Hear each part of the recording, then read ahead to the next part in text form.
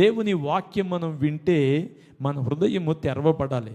మా దేవుని వాక్యం వినిన వారి హృదయాలు తెరవబడినప్పుడు ఆ తెరవబడిన హృదయాలు కుటుంబానికి రక్షణకు కారణాలుగా మారుతాయి.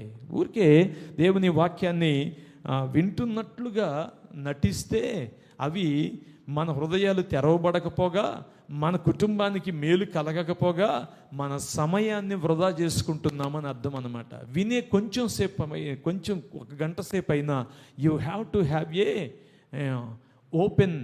Open years. మనము తెరవబడినటువంటి చెవులు కలిగిన వారుగా ఉండాలి. యేసు ప్రభు వారు ఇచ్చినటువంటి ఆదేశాల్లో ఒకటేమిటి ముఖ్యమైనది? ప్రకటన గ్రంథంలో చెప్పారు, చెవి గలవాడు వినుగాక. అంటే మనం వినటం లేదు అంటే ఏమి లేవు, మనకి మనం వినలేదు అంటే కూడా చెవులు లేవు.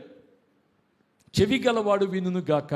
ఏం వింటాడు? దేవుని మాటలు వినేవాడు. వినుట వలన విశ్వాసం కలుగును, వినుట క్రీస్తుని గూర్చిన మాటల వలన కలుగును అని బైబిల్ చెప్తుంది. కనుక ఒక వ్యక్తి దేవుని ఆశ్చర్య కార్యాలు అనుభవించాలి అంటే అతని జీవితంలో దేవుని వాక్యమును వినడానికి శ్రద్ధ వహించాలి.